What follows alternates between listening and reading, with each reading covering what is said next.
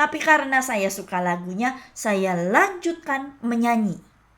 Pelukismu jagung, siapa gerangan? Pelangi-pelangi ciptaan Tuhan.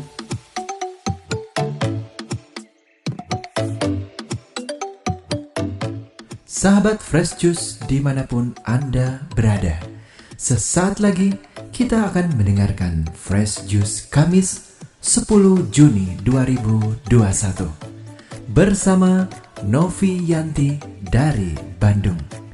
Selamat mendengarkan.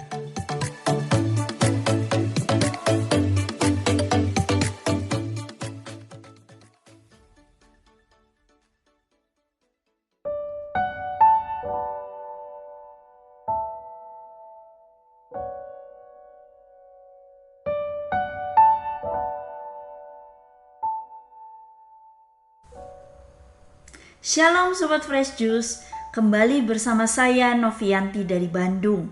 Hari ini kita akan merenungkan Injil dari Matius bab 5 ayat 20 sampai 26.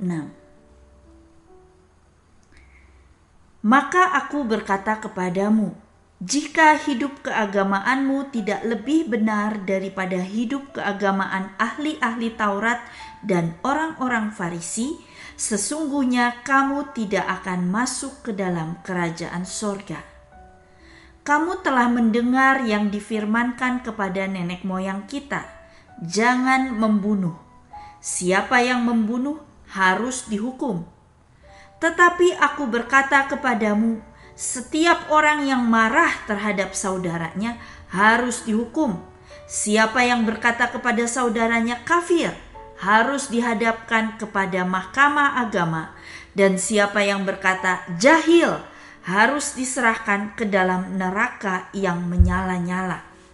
Sebab itu jika engkau mempersembahkan persembahanmu di atas mezbah dan engkau teringat akan sesuatu yang ada dalam hati saudaramu terhadap engkau, tinggalkanlah persembahanmu di depan mezbah itu dan pergilah berdamai dahulu dengan saudaramu, lalu kembali untuk mempersembahkan persembahanmu itu. Segeralah berdamai dengan lawanmu selama engkau bersama-sama dengan dia di tengah jalan, supaya lawanmu itu jangan menyerahkan engkau kepada hakim, dan hakim itu menyerahkan engkau kepada pembantunya, dan engkau dilemparkan ke dalam penjara. Aku berkata kepadamu, sesungguhnya engkau tidak akan keluar dari sana sebelum engkau membayar utangmu sampai lunas. Demikianlah Injil Tuhan. Terpujilah Kristus.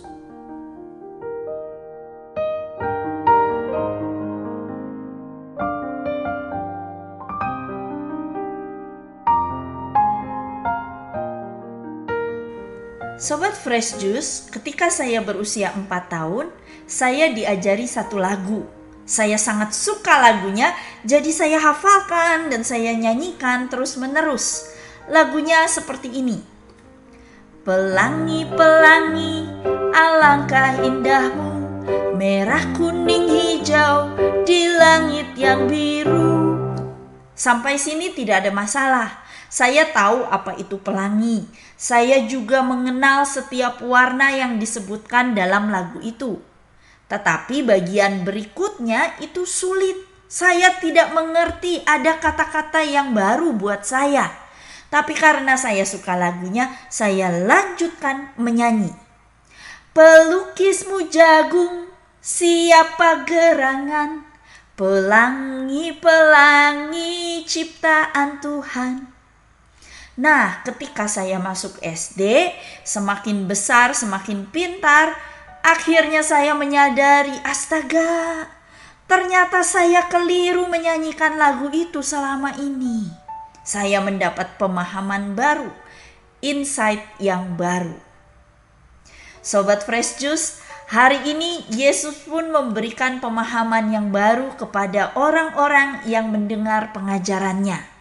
Dia tidak memberikan hukum yang baru, tetapi dia menjelaskan hukum Taurat yang sudah mereka tahu itu dengan cara yang baru, dari sudut pandang yang baru, yaitu sudut pandang Allah yang lebih luas, lebih dalam.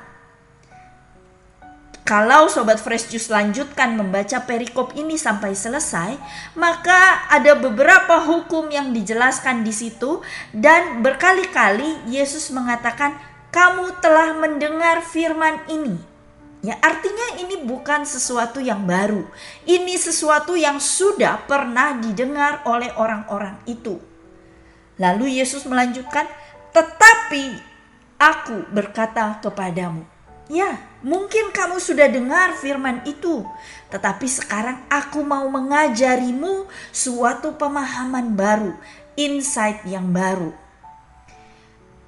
Perikop kita hari ini berfokus pada perintah jangan membunuh. Sejak dulu orang Israel mengartikan perintah jangan membunuh itu sesuatu yang harafiah, artinya mereka tidak boleh membunuh seperti itu. Tetapi Yesus memberikan pemahaman baru. Membunuh itu bukan cuma membunuh secara fisik seperti itu, tetapi juga mematikan semangat saudara kita, membunuh semangat dia, membunuh harga diri dia dengan kata-kata kita, makian kita, kafir, jahil. Ya, itu kata makian. Kalau zaman sekarang mungkin goblok, bodoh, ya seperti itu. Dan itu mematikan semangat saudara kita, sehingga itu pun membunuh. Lalu saudara di sini juga digunakan kata adelphos. Adelphos ini bukan saudara sedarah sedaging seperti kakak atau adik, tetapi adelphos ini juga bicara soal saudara sepersekutuan, saudara sekomunitas. Artinya bukan cuma terhadap saudara kita tidak boleh marah atau menghina atau membunuh, tetapi lingkupnya lebih luas, yaitu terhadap saudara-saudara sekomunitas kita. Walaupun mereka tetap hidup, tetapi kata-kata makian kita itu membunuh semangat mereka. Lalu Yesus juga menegaskan betapa pentingnya hal ini saat dia mengatakan, kalau engkau mau mempersembahkan sesuatu, tetapi engkau tahu ada ganjalan di hati sesamamu terhadap engkau, maka tinggalkan dulu persembahan itu, berdamailah dahulu dengan sesamamu, barulah kembali untuk mempersembahkan persembahan. Artinya prioritasnya sangat tinggi, bahkan persembahan kepada Allah pun harus ditunda supaya kita bisa berdamai dulu dengan saudara kita. Allah menganggap relasi kita dengan sesama kita sangat penting. Seorang murid Kristus harus berusaha menciptakan perdamaian dimanapun dia berada. Dan ternyata bukan cuma saudara. Berikutnya Yesus pun menjelaskan, kalau engkau bersama lawanmu di tengah jalan, segeralah berdamai, katanya. Tidak boleh ditunda-tunda, segera berdamai dengan lawanmu. Wow, ternyata dengan lawan pun harus segera berdamai. Masalah yang ada tidak boleh dibiarkan berlarut-larut. Dan inilah pemahaman baru itu, bahwa ternyata perintah jangan membunuh itu sangat luas cakupannya, begitu dalam, begitu luas. Dan yang luar biasanya, Sobat Fresh Juice, kalau kita renungkan, kenapa sih orang membunuh? Kalau kita dengar berita di TV atau di surat kabar, biasanya pembunuhan itu terjadi karena dendam, karena masalah utang piutang, atau karena masalah cemburu, istri yang selingkuh, dan lain-lain. Selalu ada penyebab yang mengakibatkan. Karena penyebab ini yang kecil tidak segera diperdamaikan, dibiarkan berlarut terus makin besar, sehingga akhirnya berujung kepada pembunuhan. Maka dengan pemahaman baru ini, Yesus mau mengajarkan jangan sampai masalah itu dibiarkan berlarut-larut, tetapi sebelum masalah ini jadi besar, kita harus segera berdamai, stop. mulai dari akarnya. Jangan sampai masalah membesar dan akhirnya kita membunuh. Tetapi dari akarnya, dari masalah itu begitu kecil pun kita harus segera bereskan. Inilah pemahaman baru. Maka pertanyaannya, apakah kita mau seperti orang Farisi dan orang Saduki yang tetap di level dasar dengan pemahaman mereka tentang firman Allah? Atau kita mau naik ke level yang lebih tinggi, yaitu terus minta pemahaman baru dari Yesus agar kita semakin lama semakin paham apa yang Allah kehendaki untuk kita perbuat. Bagaimana caranya kita bisa mendapatkan pemahaman baru itu? Di dalam 2 Korintus bab 3 ayat 15-16 itu dikatakan bahwa bahkan sampai pada hari ini setiap kali mereka membaca kitab Musa, ada selubung yang menutupi hati mereka. Tetapi apabila hati seorang berbalik kepada Tuhan, maka selubung itu diambil daripadanya. Selubung itu menutupi pikiran kita dan hati kita sehingga kita tidak bisa menerima pemahaman baru. Tetapi kalau kita mau berbalik kepada Tuhan, mengarahkan hati kepada Tuhan, maka kita akan memperoleh pemahaman baru dari Tuhan. Maka mari saat ini kita berdoa. Demi nama Bapa dan Putra dan Roh Kudus, amin. Bapa di surga, angkat selubung yang menyelubungi pikiran, mata, dan hati kami, supaya kami bisa mendapatkan pemahaman baru tentang firman-Mu, dan beri kami kekuatan untuk kami bisa melaksanakan firman-Mu.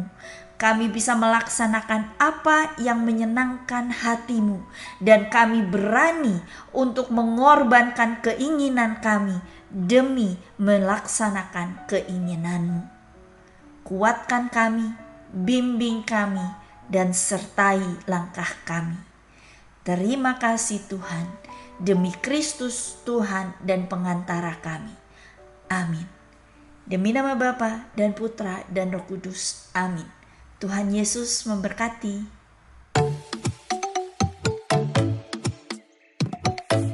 Sahabat Fresh Juice, kita baru saja mendengarkan Fresh Juice Kamis 10 Juni 2021. Terima kasih kepada Novi Yanti untuk renungannya pada hari ini. Sampai berjumpa kembali dalam Fresh Juice edisi selanjutnya. Jaga kesehatan dan salam Fresh Juice.